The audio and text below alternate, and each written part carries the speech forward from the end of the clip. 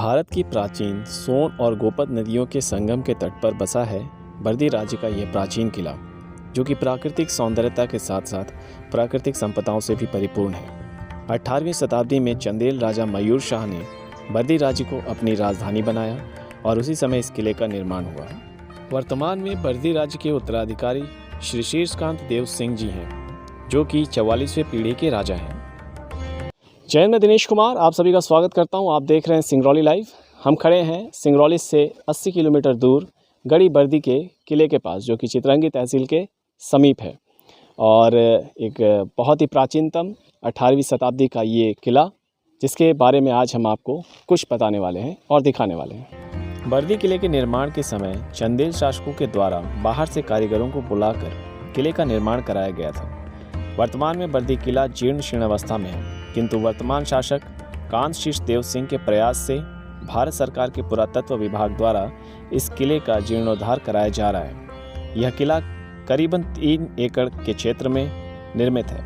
किले के पश्चिम तरफ गोपद, उत्तर तरफ सोन नदी कलकल निनाद करते हुए बर्दी राज्य की सुरक्षा करती हैं। यह किला मूल रूप से मुगल स्थापत्य कला पर आधारित है।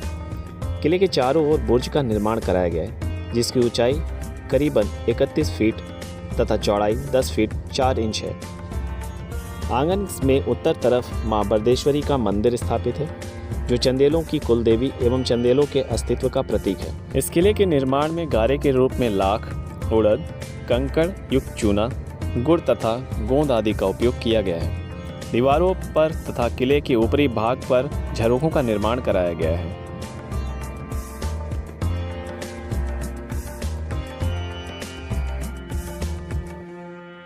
तो ये विशालकाय दरवाज़ा प्रतीक है गढ़ी बर्दी का।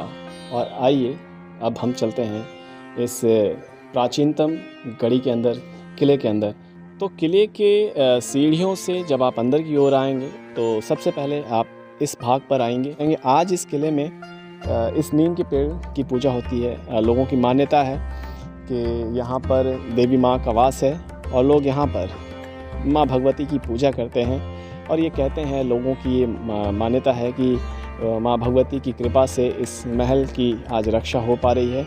और मैं आपको दिखलाना चाहूँगा कि ये जो नीम का पेड़ है, यहीं पर लोग अपनी पूजा करते हैं और यहीं पर प्राचीनतम देवी देवताओं की प्रतिमाएं भी स्थापित हैं, जो प्राचीनतम समय में हमारी एक संपत्ति रही है, जो अस्तित्व में रहा है।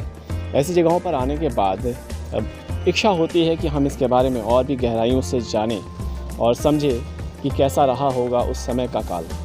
तो आइए हमारे साथ चर्चा में जुड़ रहे हैं डॉक्टर अजीत सिंह जी, जो कि चंदेलकालीन बर्दी राज्य का इतिहास, जो कि बर्दी राज्य की प्रथम पुस्तक के लेखक भी हैं और इस पूरे राज्य के इतिहास के बारे में हमें गहन प्रकाश भी देने वाले। सर, आपका बहुत बहुत स्वागत है। और हम जानना चाहेंगे कि ये बर्दी राज्य का अस्तित्व ये कब ये अपने अस्तित्व में आया और क्या है इसका इतिहास?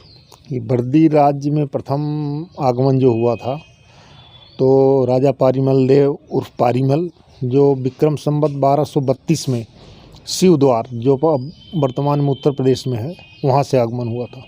इस आंगन के उत्तरी भाग में एक बरामदा बना हुआ है, जिसमें 6 स्तंभ हैं, जो मुगल स्थापत्य कला के आधार पर बनाए गए हैं।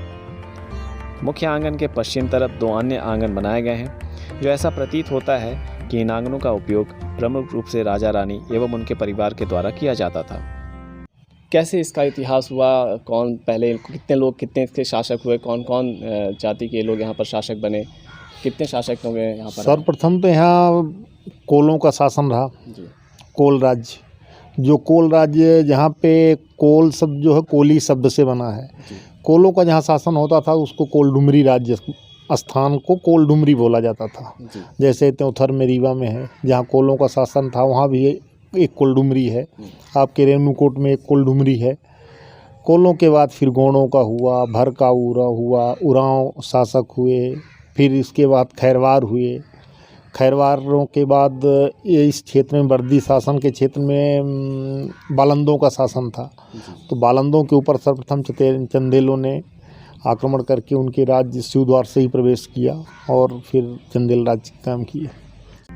बर्दी राज्य में कुल 5000 ग्राम थे, जो रीवा राज्य के रामपुर चुरहट से लगे सीमा से लगे नरकुई नाला तथा सीधी बनारस के देवनाथ नाला से लेकर अघोरी राज्य पूर्व में मिर्जापुर सोनभद्र के बड़हर, विजयगढ़ अघोरी राज्य की सीमा तथा उत्तर में रीवा राज्य के अधेसर के किला के उत्तरी भाग की सीमा तथा दक्षिण में छत्तीसगढ़ के भरतपुर, सरगुजा एवं जनकपुर तक विस्तृत था तथा अलग अलग इतिहासकारों ने अलग अलग सीमाओं का आकलन किया है, किंतु प्रमुख रूप से बर्दी राज्य की सीमा उपरोक्त स्थानों से लगाई हुई पाई जाती है।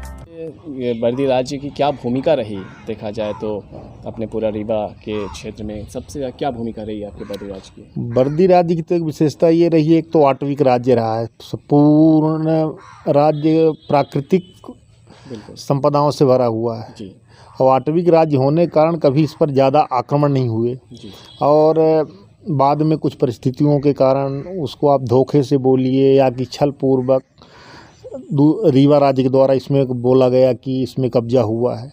युद्ध से कभी रीवा राज्य या किसी राज्य ने बर्दी राज्य पर आक्रमण करके विजय प्राप्त नहीं की जी। क्योंकि उनकी यहाँ पर रिश्तेदारी थी। महाराजा अजीत सिंह ने उनको सौंपा था शासन। सौंपने के बाद वो चले गए बनारस, काशी से जब वो लौट के आए तो रीवा ने यहाँ पर अपना बर्दी राज्य की जगह पर अपना आधिपत्य दिखाया। ये बर्दी राज्य की सीमा आपके इधर सरगुजा छत्तीसगढ़ में आपका अंबिकापुर और उधर सीधी में देवनाथ नाला तक पूरा शासन था। और जब वो लौट करके आए तो उसके बाद इनको ये दिया गया कि आपको इतने राज्य दिए गए। जब उन्होंने वापस मांगा तो रीवा वालों ने देने से मना कर दिया, इसलिए इसको हम आधिपत्य नहीं मान सकते हैं। ये तो छल पूर्वक अधिग्रहण किया गया कार्य था। बिल्कुल। आज देखा जाए तो बर्दी राज्य का जो किला है, जो कि गढ़ी है, दो नदियों का महासंगम भी वहाँ पर होता है, तो प्रायः देखा जाता है कि इस प्रकार के जो किले होते हैं वो नदियों के किनारे ही बनाए जाते हैं। इसका मूल कारण क्या हो सकता है? एक तो उसकी दो तीन चीज़ें होती हैं। एक तो प्राकृतिक, चंदेल राजाओं की ये विशेषता रही कि वो प्राकृतिक सौंदर्य को अधिक पसंद करते थे। दूसरा सुरक्षा की दृष्टि से, उधर आपके पश्चिम तरफ में गोपद, उत्तर तरफ में कैमूर घाटी और आपका ये सोन नदी का किनारा। इस बीच में इस प्राकृतिक दशाओं को देखते हुए सामरिक सुरक्षा की दृष्टि ये अपने किले का निर्माण किया जाता था। और जो बर्दी की ये किला है ये तो मुग़ल कालीन स्थापत्य कला का एक बहुत सुंदर नमूना है। आपको इधर नज़दीक में आसपास इस तरह के, अगर आप उसका मेहराव देखिए, आप उसका बुर्ज देखिए जो उसके बनाए गए किले के हैं, सब मुग़ल कालीन स्थापत्य कला के एक बेहतरीन नमूना था। इस किले में और क्या खास चीज़ें हैं, क्योंकि आज पुरातत्व विभाग के संरक्षण में वो आ चुका है, तो बहुत सारी चीज़ें हमने प्रयास किया कि हम उसे देखें, तो ऐसी कौन कौन सी चीज़ें हैं जो उस किले को और भी ज़्यादा खास बनाती हैं?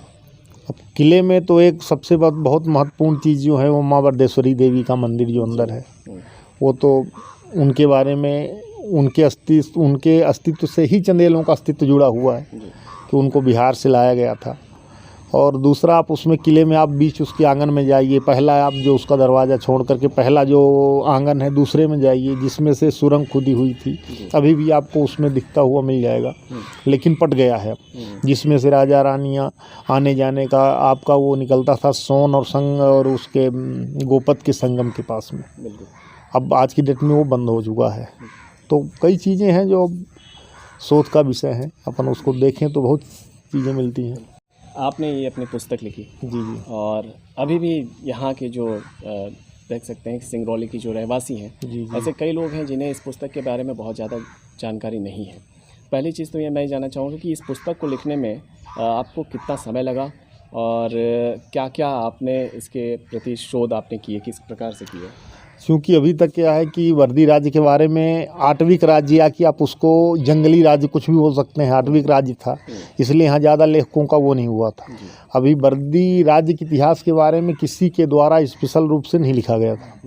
उसको लिखने के लिए मेहनत मेरे को 4-5 साल करनी पड़ी, क्योंकि गांव-गांव घर-घर जा कर के पूरी जानकारी, एक तो बर्दी राज्य के बारे में जो पुरानी चीज़ें थी वो लुप्त होती जा रही थी, उसमें हमको कुछ ताम्रपत्र ढूंढने पड़े, उससे आपको हस्तलिपियाँ ढूंढनी पड़ी और बर्दी राज्य से बहुत कुछ सामग्री मिली, इसलिए इसमें ज़्यादा टाइम लगा। और हमने प्रयास किया कि पूरे सिंगरौली, पूरे बर्दी राज्य के बारे में लिखें, जो आज प्रासंगिक हो ना हो ये हम नहीं कह सकते, लेकिन भविष्य में वो आधार बनेगी बिल्कुल। जिसको सिंगरौली के क्षेत्र के बारे में, और बर्दीराज या सिंगरौली जिला, मूलतः पूरा सिंगरौली जिला, पूरा सीधी जिला जो बर्दीराज का अंग रहा है, तो उसके बारे में जो आने वाले पीढ़ी है जो उसमें अब पीएचडी करना चाहे कुछ भी, तो आधार बनेगा और अब आगने वाले लोग करेंगे कुछ। तो आगामी वर्षों में क्या आपकी ऐसी योजना है कि इस प्रकार की कुछ और भी पुस्तकों को आप लिखना चाहें, तो वो कौन सा विषय होगा आपका? हमने जैसे पीएचडी जो हमने किया था तो हमारे यहाँ के कुंवर अर्जुन सिंह के ऊपर किया था, उनके जीवनी पे किया था, तो एक पुस्तक तो मेरी वो आएगी जल्दी, उसको हम वो करेंगे। और दूसरा मेरा जो विशेष इंटरेस्ट है तो यहाँ के जनजातियों के रहन सहन के बारे में, जैसे अपने क्षेत्र में सबसे ज़्यादा गौड़ जनजाति भी वर्तमान में, बिल्कुल, उनकी जो सांस्कृतिक शैली है, उनका रहन सहन, इन सब के बारे में मैं थोड़ा सा प्रयास करूँगा कि लिखूँ। देखिए कहाँ तक सफलता मिलती है। जी, हमारी ढेर सारी शुभकामनाएं हैं आपके साथ। आपसे आखिरी प्रश्न ये करना चाहूँगा कि जब आपने ये पुस्तक लिखी तो उस समय की संस्कृति, जब ये राज्य अपने अवस्था में, अपने अस्तित्व में आया, उस समय की संस्कृति और अब की संस्कृति में कितना बदलाव आ चुका है? अब तो वर्तमान में ज़्यादातर यहाँ की संस्कृति में राजनीति प्रवेश कर गई है। पहले तो बर्दी एक ऐसा पूरे देश का एक प्रथम ऐसा राज्य था। उसके पहले जो राजा थे तो उनके यहाँ जो इलाकेदार हुआ करते थे, जो उनके सामंत हुआ करते थे, तो ज़्यादातर क्षत्रिय हुए, अदर कास्ट के हुए। लेकिन इस राज्य में, बर्दी राज्य में, ज़्यादातर यहाँ के जितने भी इलाकेदार हुए हैं ब्राह्मण हुए हैं, वैश्य हुए हैं, अदर कास्ट के लोगों को बर्दी राज्य के द्वारा बनाया गया, जो एक अपनी एक अलग विशेषता है यहाँ की। तो बहुत बहुत धन्यवाद सर। तो इन्हें देख कर के अंदाज़ा लगाया जा सकता है कि जब ये किला रहा होगा तो काफ़ी खूबसूरत रहा होगा।